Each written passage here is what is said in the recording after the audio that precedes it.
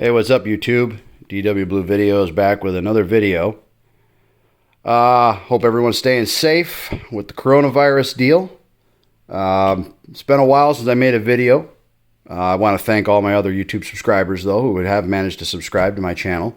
Sorry I don't get out here and get as much video content done as I can, partially because of work and, and whatnot. So, anyway, also I want to kind of dedicate a little bit of this video to RC Off-Road, which is another YouTube channel person, and because I kind of took his truck, and his truck kind of inspired me to do something with my Redcat Gen8, which I had got as a Gen 8 pack, pre-assembled chassis kit is what pack stands for. So anyway, so let's go on. I'll tell you what I've done to mine. I know he's done quite a bit to his, and our trucks obviously look very similar, but, almost all the axes, all the Redcat trucks almost look the same, just different colors or decals. This truck here, I'll just tell you what we did to mine. We put on the RC four-wheel drive Compass tires and RC four-wheel drive deep dish wagon wheels. While we're on the topic of the wheels, this truck, when I get into it further here, this truck also I put in the Proline two-stage foams because the weight of the truck is just heavy and the RC four-wheel drive foams just don't stand a chance. I also put on SSD scale hubs on the front and the rear, just like the foams. Tires are the same front and rear, blah, blah, blah.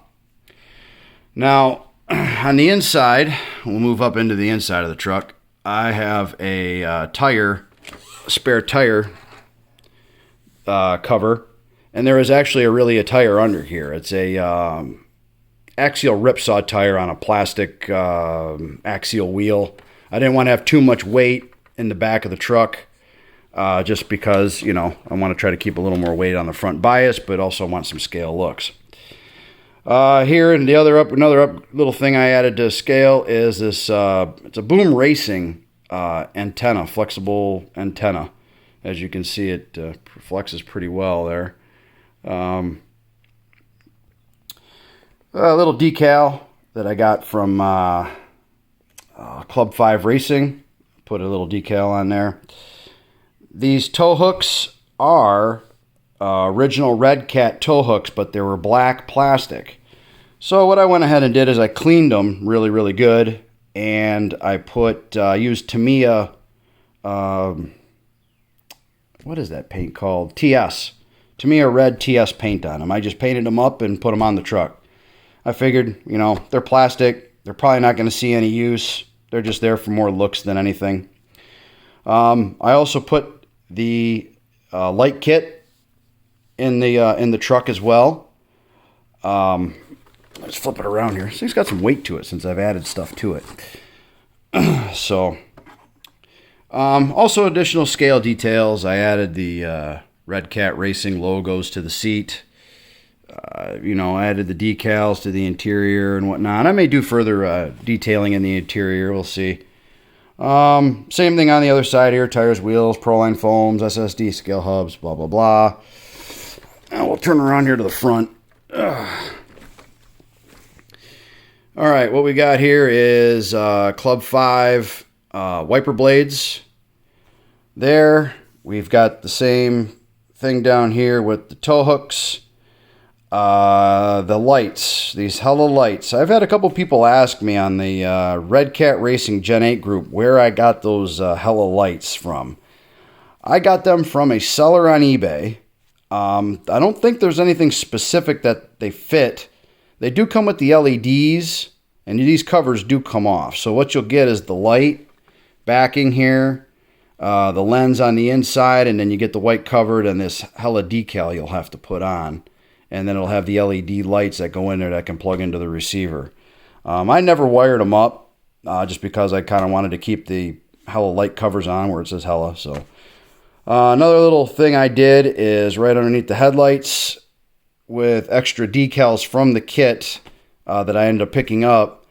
And if you look at the real Scout, they have an amber turn signal that goes under the headlight. Now these are a little narrow, or as compared to those, but it kind of just adds that little bit of extra scale detail, if you will. Oh yeah, the door handles. Right here, there's the door handle. That right there is my daughter's Gen 8. I could tell you a little more about that in a minute. Okay, underneath here is the, I think that was Club 5 is where this came from. It's the servo guard to protect the steering servo and linkage and whatnot. Upgrades I have down here. I do have the HD axles and axle housings.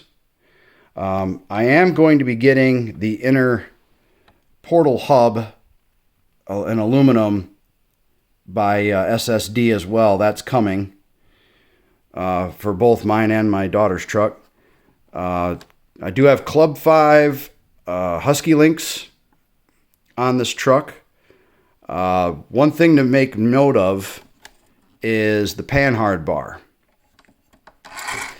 The panhard bar with the Club 5 link will not work on this truck. It's too long, and it actually doesn't take care of the bump steer issue.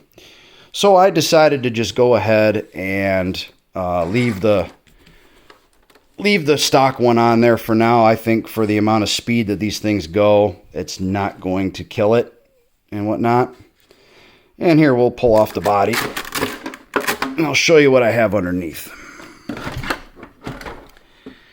Now, up here, I'm running a Reefs RC 444 steering servo.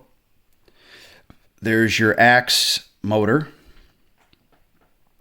There's the Hobby Wing Axe ESC. This is the 2300 system, not the 27 or anything higher. This is like the stock system that comes with the Gen 8 Axe. There's my Sky LiPo 4003S LiPo that I typically run in most of my crawling. That battery's quite a few years old. I'm probably going to be looking at replacing that here soon. Something with a higher capacity. I am running a Spectrum radio. Sorry, I didn't tie this up yet. I got to tie that back and tie it up. But I am running a Spectrum receiver in here with the Spectrum Rugged. I picked it up in the bright orange just for the hell of it, just to be different. I'm not too crazy about the orange, but I mean, it's a rugged radio, and so what if you drop it? I mean, the thing is bulletproof, basically, from the videos I've seen of the Spectrum. Back to the truck, though. The Redcat Racing light controller. One thing I want to make mention about this as well is if you have an issue with the lights, reverse lights coming on and forward, supposedly you remove this K4 jumper right here on the box, and that'll take care of that issue. And another thing I want to make mention of is the channel 1, which goes for your steering servo. Now, as far as I understand it, this thing will do turn signals, but you got to buy the LEDs for it. It won't do turn signals, just how you get it out of the box. So I kind of looked at it as that, why hook up channel 1 steering to the light controller if it doesn't offer you turn signals or anything? The only thing it really does for you is it gives you headlights, your bumper lights, and it gives you your tail lights and stop lights and reverse lights. So I figured, why hook up the steering? Why bother? I don't plan on doing that anyway. Oh yeah, one last thing here too. I did add SSD lower link mounts. Here, let's flip the truck over. I'm going to see if I can hold it here. Now, as compared to stock, you'll have a lot of people who are split decision on a lot of this. They're like the Triel branded lower link mounts where you have 3 holes for attaching your links. You can get them in brass, which is fine. I didn't really want to add any more brass to this right now, so I bought the SSD ones. And the thing I like about the SSD, and I don't know if the camera's going to pick this up, but right here, this spot where they typically pull out of the plastic or rotate on the axle piece is because it's plastic, and when the suspension flexes, it starts wallowing out the hole in the link. It starts stressing the screw holes. This actually has a keyed, it's keyed, so it actually fits over this part of the axle right here. So that way when you screw it down, it can't move any further. The screws, the only thing the screws do is just mechanically hold it to the axle. It's actually then at that point keyed to it. So a lot better design than the stock Redcat plastic stuff. I have not changed the lower skid plate yet to the flat one. Stock plastic drive shafts. And I think that's pretty much it regarding my Gen 8. Some people probably say it's not truly a Gen 8. Well, it's almost a Gen 8. Or at least an Axe edition anyway.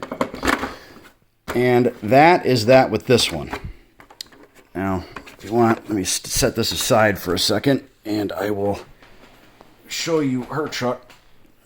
Sorry about my messy kitchen table. We've also had to do homeschooling for our daughter because of all this coronavirus stuff. Okay, what we got here is my daughter's Gen 8, and this thing started life as a pack as well. I'm not going to take the body off because I didn't pull the clips yet or anything like that, but basically everything with hers is the same as mine, except she's running a Savox, the 1280 or whatever it is. I don't remember what the number is. No, 1210. SW 1210. She's also running a Castle Creations BEC 1080 waterproofed 1080 ESC. And I think right now we've got a really slow turn motor in here, like a 45 turn RC four-wheel drive. You know, she's only 7 years old and she's still learning how to drive these things. And I don't need the thing to go an insane amount of speed for her to keep up with it. She does, like I said, have a lot of the same upgrades I do. She does have the Husky links on the bottom. She does have the SSD lower link mounts. She is running the stock skid plate, stock drive shafts. She does have the HD axles on here. Obviously has the inner fender wells. She does have, I did buy the Vanquish wheels for hers, and she really did like the flat iron XL tire, which I think that was actually a pretty good choice for her. I think she really made a good choice with the flat iron tire. I mean, it's a pretty darn good tire. Good for off-road, dirt, stuff like that. It's primarily where we do trails and things, so I think she'll be happy with that. The body is the Proline Raptor body for the TRX4. And yes, it does fit a Gen 8. The only thing you have to do is you have to loosen that screw, move the link from this hole to this hole and this side, and then you got to move the upper links back one more hole. That'll give you your 12.8 inch wheelbase like the TRX4 has. And other than that, that is the extent of her upgrades. She is getting the SSD inner portal pieces for hers too. We'll see if she sticks with the hobby. I kind of hope she does. She's also got an HPI Venture like I got as well, which I love my Venture. My daughter seems to like it too. Unfortunately, it seems with HPI that their part support seems to be a bit limited. So, let me pull this guy back up here. So anyway, that concludes my Gen 8 for now. I plan on getting some other little upgrades and things for it in the meantime. But I'm hoping that maybe I can get out and get a little one-handed driving in and get a little video of this thing out on the trails. And maybe one day when we get out, we can get a video of mine and my daughter's trucks together out on the trails. So, all right, YouTube, everybody be safe. Thank you for subscribing. And we hope to see you guys on the next one. See ya.